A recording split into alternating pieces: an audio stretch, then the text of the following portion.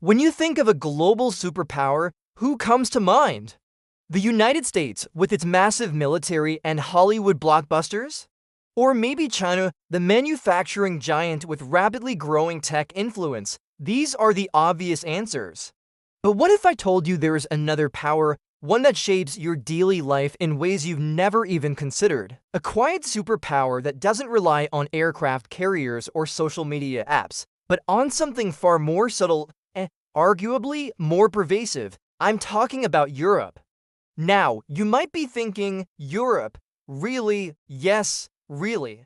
While Europe might not dominate the headlines with military might or the latest smartphone launch, its influence is everywhere. It's in the food you eat, the data privacy you expect, and even the air you breathe. This is what some call the Brussels effect, the idea that through its vast internal market and detailed regulations, the European Union effectively sets global standards.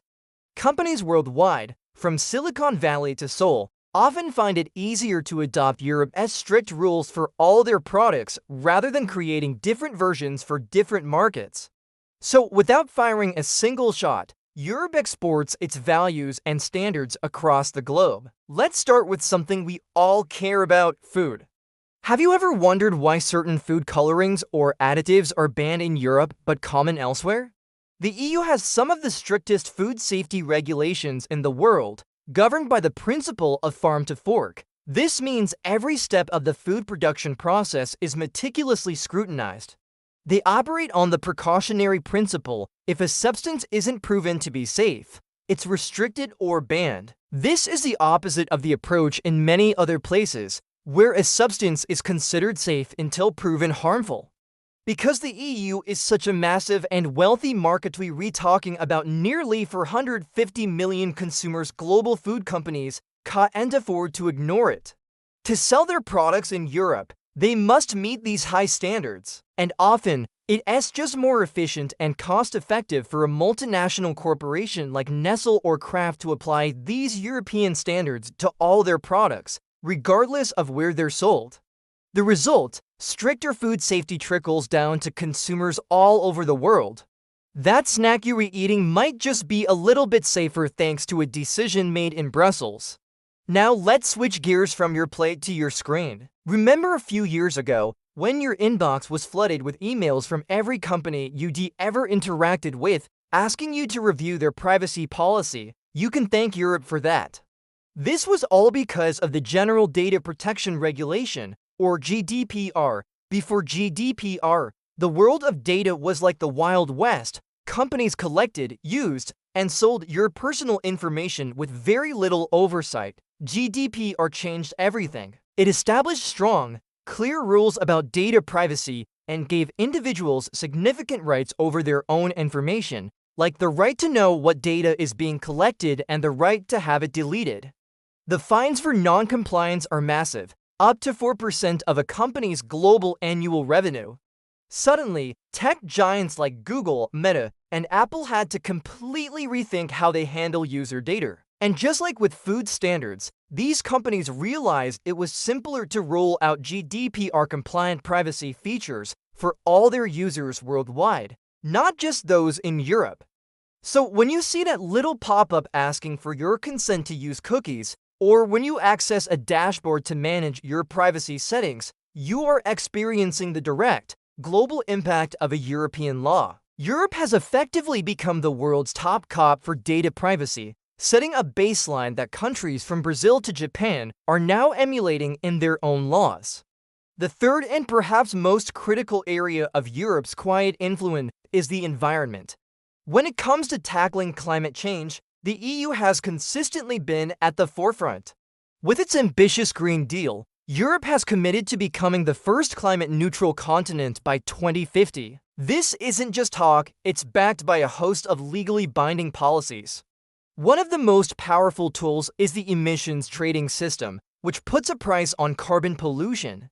This forces industries to innovate and reduce their emissions or pay the price. But the influence doesn't stop at its borders. The EU is now rolling out the Carbon Border Adjustment Mechanism. In simple terms, This means that companies importing goods into Europe will have to pay a tax if those goods were produced in a way that created a lot of carbon emissions. Think about what this does. It pressures manufacturers in China, India, and the United States to clean up their act if they want to sell to the huge European market.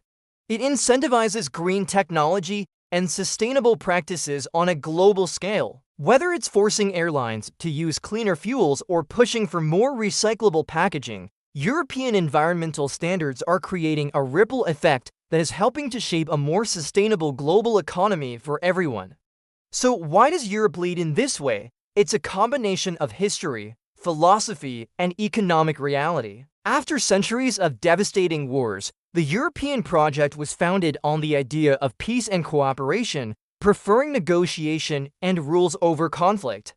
There's also a strong cultural emphasis on quality of life, consumer protection, and social responsibility.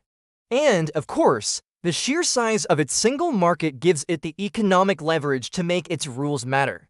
This isn't to say Europe's model is perfect. Critics argue that this focus on regulation can stifle innovation and create a lot of bureaucracy. Some call it innovation by permission versus the permissionless innovation of Silicon Valley. And there's no doubt that Europe lags behind the US and China in creating giant tech companies. But perhaps that's missing the point. Europe isn't trying to win the same game. It's not aiming for technological or military dominance. Instead, it's playing a different, longer game, one of shaping the rules of globalization itself. It wields its power not through tanks and titans of tech, but through treatises and regulations. It's a subtle, almost invisible form of influence that focuses on setting the standards for how the world lives, works, and consumes. So the next time you check the ingredients on a food label, adjust your privacy settings on an app, or hear about a company pledging to reduce its carbon footprint, take a moment to consider the unseen hand of Europe at play. It's a quiet power, a regulatory empire that is shaping the 21st century in profound and lasting ways, proving that you don't always have to shout to be heard. Thanks so much for watching. If you found this look at global power interesting, please hit that like button and subscribe for more deep dives into the forces that shape our world. Let me know in the comments what you think. Is Europe's quiet power a good thing for the world? I'd love to hear your thoughts. See you in the next one.